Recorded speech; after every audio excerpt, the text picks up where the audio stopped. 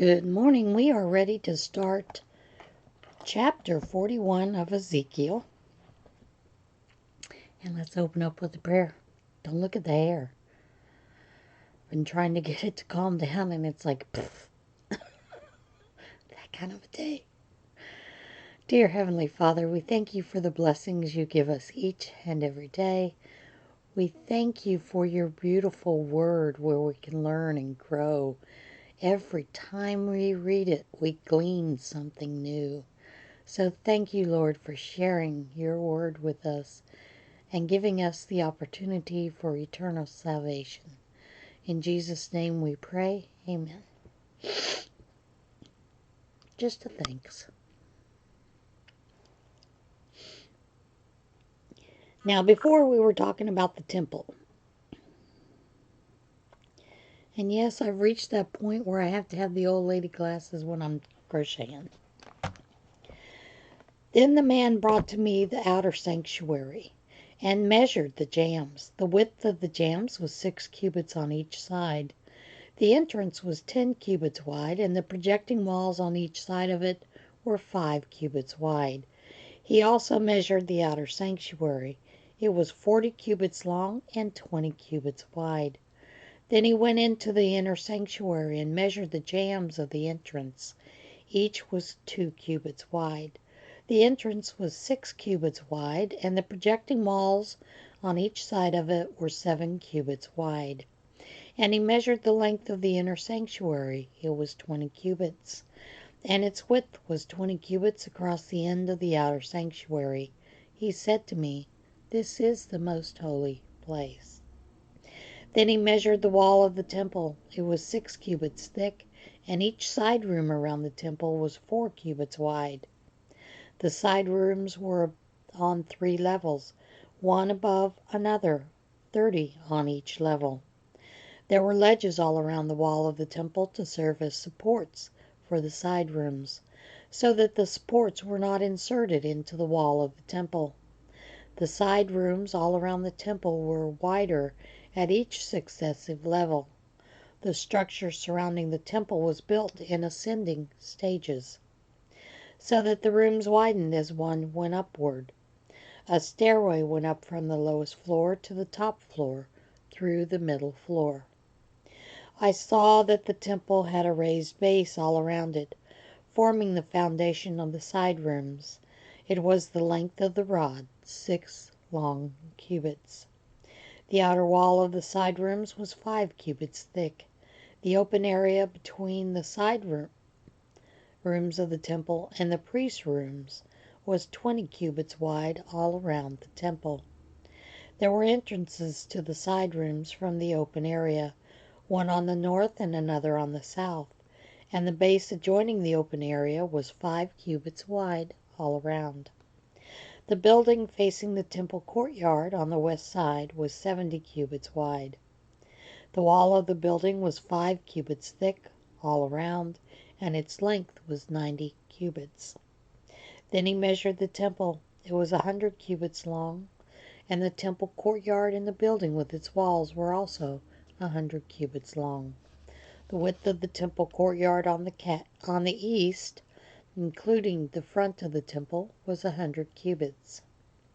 Then he measured the length of the building facing the courtyard at the rear of the temple, including its galleries on each side. It was 100 cubits. The outer sanctuary, the inner sanctuary, and the portico facing the court, as well as the thresholds and the narrow windows and galleries around the 3 of them. Everything beyond and including the threshold was covered with wood. The floor, the wall up to the windows, and the windows were covered. In the space above the outside of the entrance to the inner sanctuary, and on the walls of regular intervals all around the inner and outer sanctuary were carved cherubim and palm trees. Palm trees alternated with cherubim. Each cherub had 2 faces, the face of a man toward the palm tree on one side, and the face of a lion toward the palm tree on the other. They were carved all around the whole temple. From the floor to the area above the entrance, cherubim and palm trees were carved on the wall of the outer sanctuary. The outer sanctuary had a rectangular door frame, and the one at the front of the most holy place was similar. There was a wooden altar 3 cubits high and 2 cubits square. Its corners, its base, and its sides were of wood.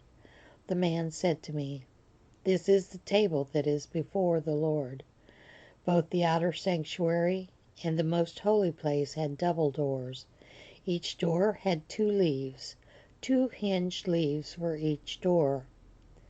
And on the doors of the outer sanctuary were carved cherubim and palm trees, like those carved on the walls. And there was a wooden overhang in front of the portico. On the side walls of the portico were narrow windows with palm trees carved on each side. The side rooms of the temple also had overhangs. Rooms for the priest. Then the man led me northward into the outer court and brought me to the rooms opposite the temple courtyard and opposite the outer wall on the north side. The building whose door faced north was 100 cubits long and 50 cubits wide. Both in the section 20 cubits from the inner court and in the section opposite the pavement of the outer court, gallery faced gallery at the 3 levels. In front of the rooms was an inner passageway 10 cubits wide and 100 cubits long. Their doors were on the north. Now the upper rooms were narrower, for the galleries took more space from them than from the rooms on the lower and middle floors of the building. The rooms on the 3rd floor had no pillars, as the courts had, so they were smaller in floor space than those on the lower and middle floors. There was an outer wall parallel to the rooms and the outer court. It extended in front of the rooms for 50 cubits, while the row of rooms on the side next to the outer court was 50 cubits long. The row on the side nearest the sanctuary was 100 cubits long. The lower rooms had an entrance on the east side as one enters them from the other court. On the south side, along the length of the wall of the outer court, adjoining the temple courtyard and opposite the outer wall, were rooms with a passageway in front of them. These were like the rooms on the north. They had the same length and width, with similar exits and dimensions. Similar to the doorways on the north were the doorways of the rooms on the south. There was a doorway at the beginning of the passageway that was parallel to the corresponding wall, extending eastward, by which one enters the rooms. Then he said to me, "The north and south rooms facing the temple courtyard are the priests' rooms, where the priests who approach the Lord will eat the most holy offerings. There they will put the most holy offerings, the grain offerings, the sin offerings, and the guilt offerings, for the place is holy. Once the priests enter the holy precincts, they are not to go into the outer court until they leave behind the garments in which they minister, for these are holy. They are to put on other clothes before they go near the places that are for the people." When he had finished measuring what was inside the temple area, he led me out by the east gate and measured the area all around. He measured the east side with the measuring rod. It was 500 cubits. He measured the north side. It was 500 cubits by the measuring rod. He measured the south side. It was 500 cubits by the measuring rod. Then he turned to the west side and measured. It was 500 cubits by the measuring rod. So he measured the area on all 4 sides. It had a wall around it 500 cubits long and 500 cubits wide to separate the holy from the common. The glory returns to the temple. Then the man brought me to the gate facing east, and I saw the glory of the Lord of Israel coming from the east. His voice was like the roar of rushing waters, and the land was radiant with his glory. The vision I saw was like the vision I had seen when he came to destroy the city, and like the visions I had seen by the Kibar River, and I fell face down. The glory of the Lord entered the temple through the gate facing east. Then the Spirit lifted me up and brought me into the inner court, and the glory of the Lord filled the temple. While the man was standing beside me, I heard someone speaking to me from inside the temple. He said, "Son of man, this is the place of my throne, and the place for the soles of my feet. This is where I will live among the Israelites forever. The house of Israel will never again defile my holy name, neither they nor their kings, by their prostitution and the lifeless idols of their kings at their high places. When they placed their threshold next to my threshold, and their doorpost beside my doorpost, with only a wall between me and them, they defiled my holy name by their detestable practices. So I destroyed them in my anger. Now let them put away from me their prostitution and the lifeless idols of their kings, and I will live among them forever. Son of man, describe the temple to the people of Israel, that they may be ashamed of their sins. Let them consider the plan, and if they are ashamed of all they have done, make known to them the design of the temple, its arrangements, its exits and entrances, its whole design and all its regulations and laws. Write these down before them so that they may be faithful to the design and follow all its regulations. This is the law of the temple. All the surrounding area on top of the mountain will be most holy. Such is the law of the temple." The altar. These are the measurements of the altar in long cubits, that cubit being a cubit and a handbreadth. Its gutter is a cubit deep and a cubit wide, with a rim of one span around the edge, and this is the height of the altar. From the gutter on the ground up to the lower ledge, it is 2 cubits high and a cubit wide, and from the smaller ledge up to the larger edge, it is 4 cubits high and a cubit wide. The altar hearth is 4 cubits high, and 4 horns project upward from the hearth. The altar hearth is square, 12 cubits long and 12 cubits wide. The upper ledge also is square, 14 cubits long and 14 cubits wide, with a rim of half a cubit and a gutter of a cubit all around. The steps of the altar faced east.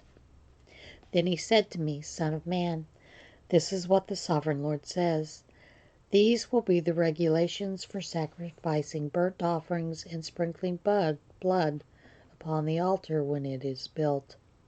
You are to give a young bull as a sin offering to the priests, who are Levites, of the family of Zadok, who come near to minister before me, declares the Sovereign Lord. You are to take some of its blood and put it on the 4 horns of the altar and on the 4 corners of the upper ledge, and all around the rim, and so purify the altar and make atonement for it.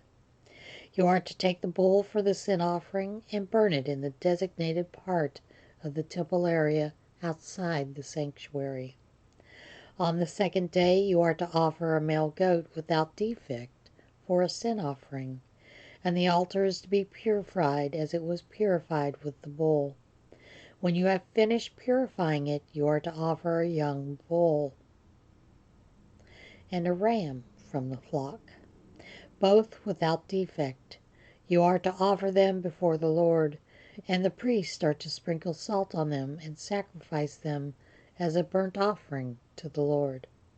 For 7 days you are to provide a male goat daily for a sin offering. You are also to provide a young bull and a ram from the flock, both without defect. For 7 days they are to make atonement for the altar and cleanse it. Thus they will dedicate it. At the end of these days, from the 8th day on, the priests are to present your burnt offerings and fellowship offerings on the altar. Then I will accept you, declares the Sovereign Lord. the prince, the Levites, and the priest. Then the man brought me back to the outer gate of the sanctuary, the one facing east, and it was shut. The Lord said to me, "The gate is to remain shut. It must not be open. No one may enter through it. It is to remain shut, because the Lord, the God of Israel, has entered through it.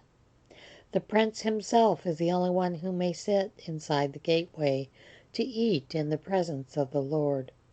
He is to enter by the way of the portico of the gateway and go out the same way." Then the man brought me by the way of the north gate to the front of the temple. I looked and saw the glory of the Lord filling the temple of the Lord, and I fell face down. The Lord said to me, "Son of man, look carefully, listen closely, and give attention to everything I tell you concerning all the regulations regarding the temple of the Lord. Give attendance to the entrance of the temple and all the exits of the sanctuary. Say to the rebellious house of Israel, this is what the sovereign Lord says. Enough of your detestable practices, O house of Israel.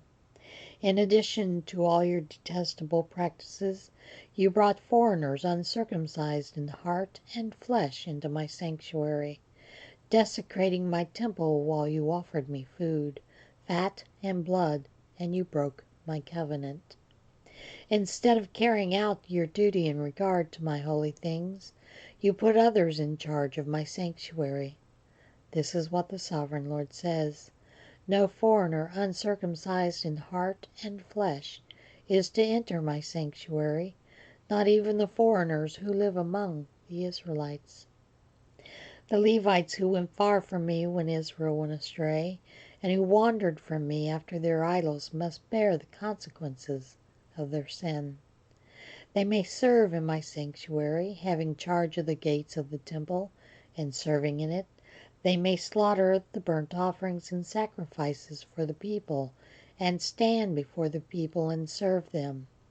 But because they served them in the presence of their idols and made the house of Israel fall into sin, therefore I have sworn with uplifted hand that they must bear the consequences of their sin, declares the sovereign Lord. They are not to come near to serve me as priest, or come near any of my holy things, or my most holy offerings. They must bear the shame of their detestable practices. Yet I will put them in charge of the duties of the temple and all the work that is to be done in it. But the priests who are Levites and descendants of Zadok, and who faithfully carried out the duties of my sanctuary when the Israelites went astray from me, are to come near to minister before me.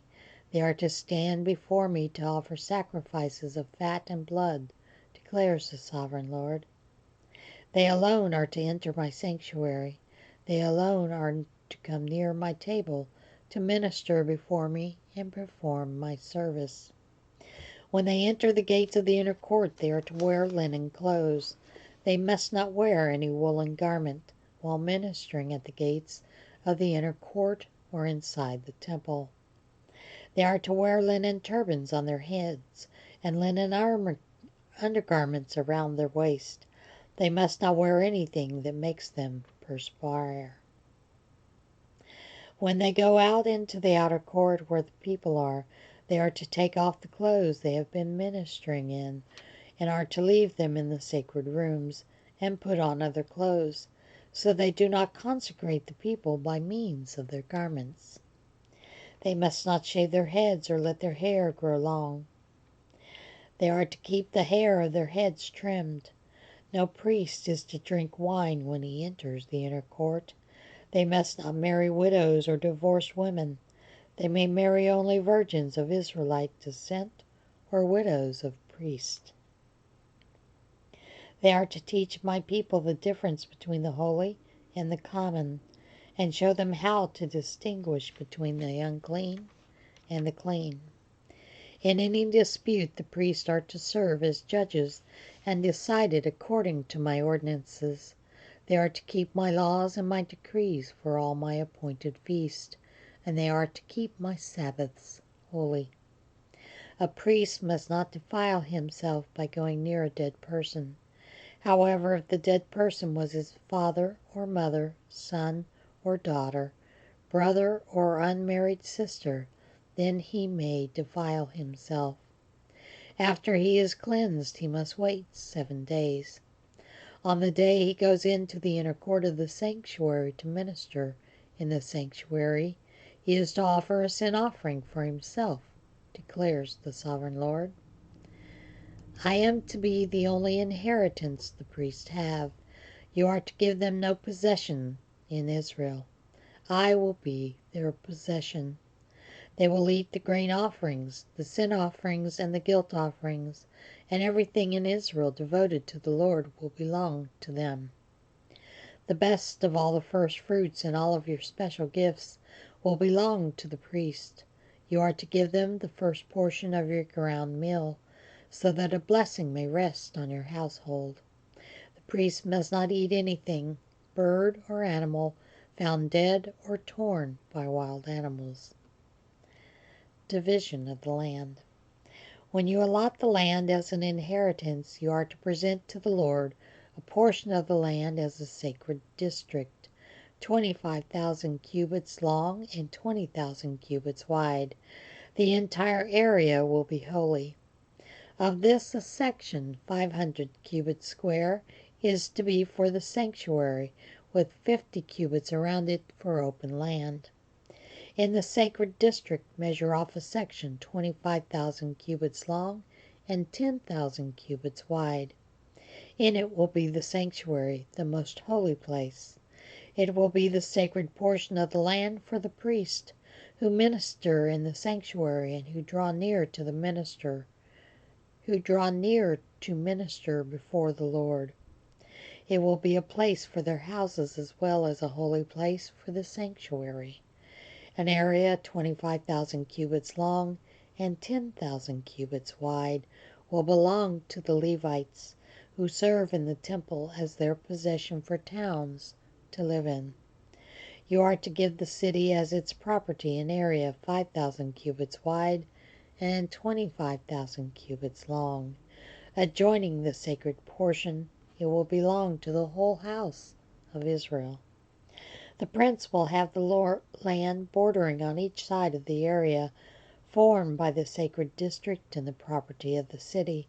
It will extend westward from the west side and eastward from the east side, running lengthwise from the western to the eastern border, parallel to one of the tribal portions. This land will be his possession in Israel, and my princes will no longer oppress my people, but will allow the house of Israel to possess the land according to their tribes. This is what the Sovereign Lord says. You have gone far enough, O princes of Israel. Give up your violence and oppression and do what is just and right. Stop dispossessing my people, declares the Sovereign Lord. You are to use accurate scales, an accurate ephah, and an accurate bath. The ephah and the bath are to be the same size, the bath containing 1/10 of a homer and an ephah 1/10 of a homer. The homer is to be standard measure for both. The shekel is to consist of 20 gerahs. 20 shekels plus 25 shekels plus 15 shekels equal 1 mina. Offerings and holy days. This is a special gift. You are to offer 1/6 of an ephah from each homer of wheat and 1/6 of an ephah from each homer of the barley. The prescribed portion of oil measured by the bath is 1/10 of a bath from each core, which consists of 10 baths or 1 homer, for 10 baths are equivalent to a homer. Also, 1 sheep is to be taken from every flock of 200 from the well-watered pastures of Israel. These will be used for the grain offerings, burnt offerings, and fellowship offerings, to make atonement for the people, declares the Sovereign Lord. All the people of the land will participate in this special gift for the use of the prince in Israel. It will be the duty of the prince to provide the burnt offerings, grain offerings, and drink offerings at the festivals, the new moons, and the Sabbaths, at all the appointed feasts of the house of Israel. He will provide the sin offerings, grain offerings, burnt offerings, and fellowship offerings to make atonement for the house of Israel. This is what the Sovereign Lord says.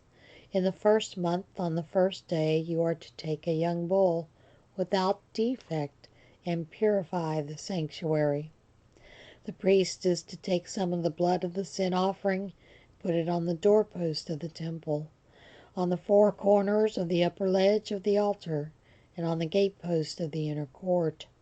You are to do the same on the seventh day of the month for anyone who sins unintentionally or through ignorance. So you are to make atonement for the temple.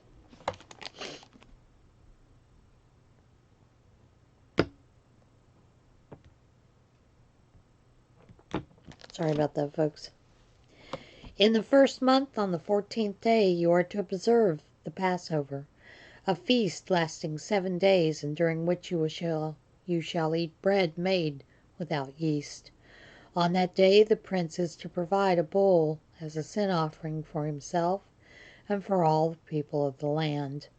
Every day during the 7 days of the feast he is to provide 7 bulls and 7 rams without defect as a burnt offering to the Lord, and a male goat for a sin offering. He is to provide as a grain offering an ephah for each bull and an ephah for each ram, along with a hin of oil for each ephah. During the 7 days of the feast, which begins in the 7th month on the 15th day, he is to make the same provision for sin offerings, burnt offerings, grain offerings, and oil.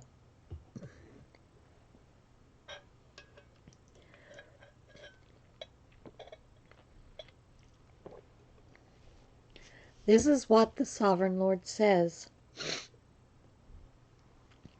The gate of the inner court facing east is to be shut on the 6 working days, but on the Sabbath day and on the day of the new moon it is to be open. The prince is to enter from the outside through the portico of the gateway and stand by the gatepost. The priests are to sacrifice his burnt offerings and his fellowship offerings. He is to worship at the threshold of the gateway and then go out, but the gate will not be shut until evening. On the Sabbaths and new moons the people of the land are to worship in the presence of the Lord at the entrance to that gateway. The burnt offering the prince brings to the Lord on the Sabbath day is to be 6 male lambs and a ram, all without defect. The grain offering given with the ram is to be an ephah, and the grain offering with the lambs is to be as much as he pleases, along with a hin of oil for each ephah. On the day of the new moon he is to offer a young bull, 6 lambs, and a ram, all without defect. He is to provide as a grain offering 1 ephah with the bull, 1 ephah with the ram, and with the lambs as much as he wants to give, along with a hin of oil with each ephah. When the prince enters, he is to go in through the portico of the gateway, and he is to come out the same way. When the people of the land come before the Lord at the appointed feast, whoever enters by the north gate is to worship. To worship is to go out the south gate, and whoever enters by the south gate is to go out through the north gate. No one is to return through the gate by which he entered, but each is to go out the opposite gate. The prince is to be among them, going in when they go in, and going out when they go out. At the festivals and appointed feasts, the grain offering is to be an ephah with a bull, an ephah with a ram, and with the lambs as much as one pleases, along with a hin of oil for each ephah. When the prince provides a free will offering to the Lord, whether a burnt offering or fellowship offering, The gate facing east is to be opened for him. He shall offer his burnt offering or his fellowship offerings as he does on the Sabbath day. Then he shall go out, and after he has gone out, the gate will be shut. Every day you are to provide a year-old lamb without defect for a burnt offering to the Lord. Morning by morning you shall provide it. You are also to provide with it, morning by morning, a grain offering consisting of 1/6 of an ephah with 1/3 of hin oil to moisten the flour.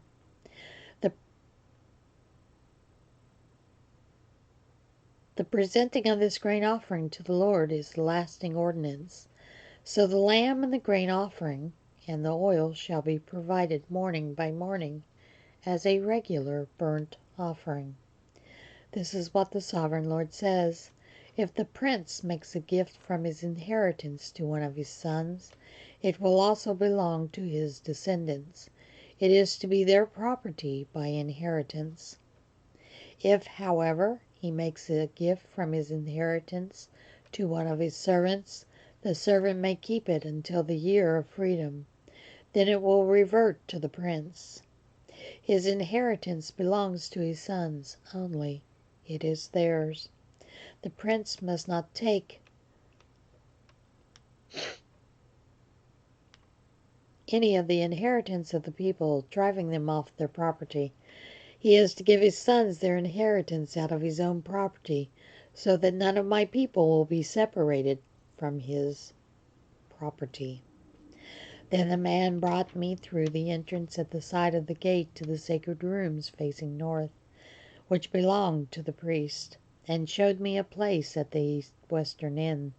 He said to me, "This is the place where the priest will cook the guilt offering and the sin offering and bake the grain offering, to avoid bringing them into the outer court and consecrating the people." He then brought me to the outer court and led me around its 4 corners, and I saw on each corner another court. In the 4 corners of the outer court were enclosed courts 40 cubits long, 30 cubits wide. Each of the courts in the 4 corners was the same size. Around the inside of each of the 4 courts was a ledge of stone, with places for fire built all around under the ledge. He said to me, "These are the kitchens where those who minister at the temple will cook the sacrifices of the people." The river from the temple. The man brought me back to the entrance of the temple, and I saw water coming out from under the threshold of the temple toward the east, for the temple faced east. The water was coming down from under the south side of the temple, south of the altar. He then brought me out through the north gate and led me around the outside to the outer gate facing east, and the water was flowing from the south side. As the man went eastward with a measuring line in his hand, he measured off 1,000 cubits, and then led me through the water that was ankle deep. He measured off another 1,000 cubits, and led me through the water that was knee deep. He measured off another 1,000, and led me through the water that was up to the waist. He measured another 1,000, but now it was a river that I could not cross, because the water had risen and was deep enough to swim in. A river that no one could cross. He asked me, "Son of man, do you see this?" Then he led me back to the bank of the river. When I arrived there, I saw a great number of trees on each side of the river. He said to me, "This water flows toward the eastern region and goes down into the Arabah, where it enters the sea. When it empties into the sea, the water there becomes fresh. Swarms of living creatures will live wherever the river flows. There will be large numbers of fish because this water flows there and makes the salt water fresh. So where the river flows, everything will live."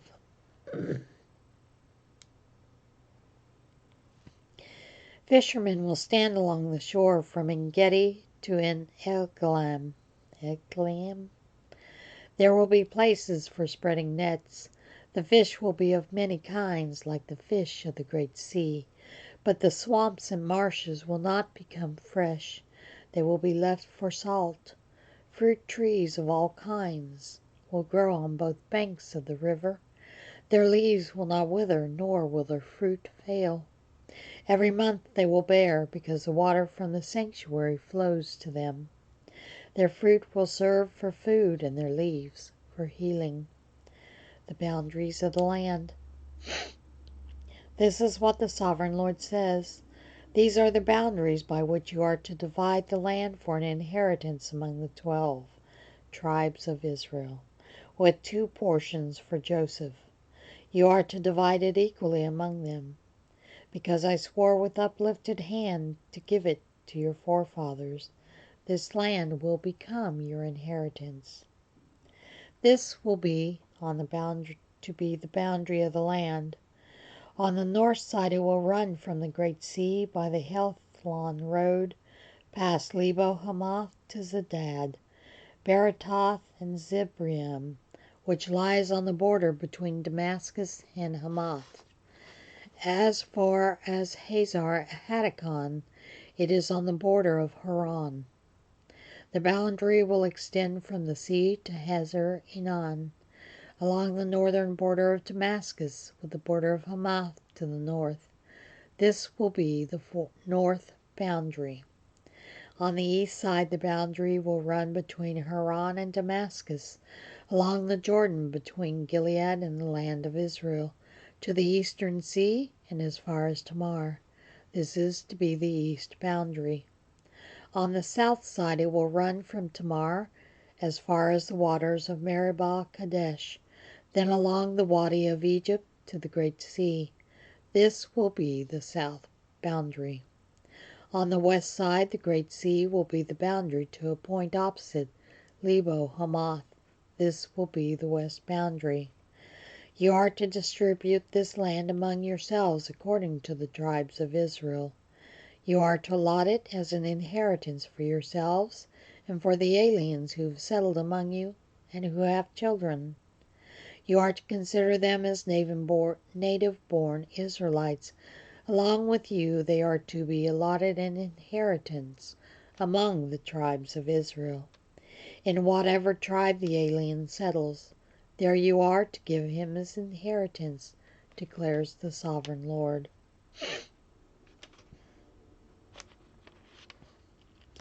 The division of the land. These are the tribes listed by name. At the northern frontier, Dan will have 1 portion. It will follow the Hethlon road to the Lebo Hamath. Hazar-Enan and the northern border of Damascus next to the Hamath will be part of its border from the east side to the west side.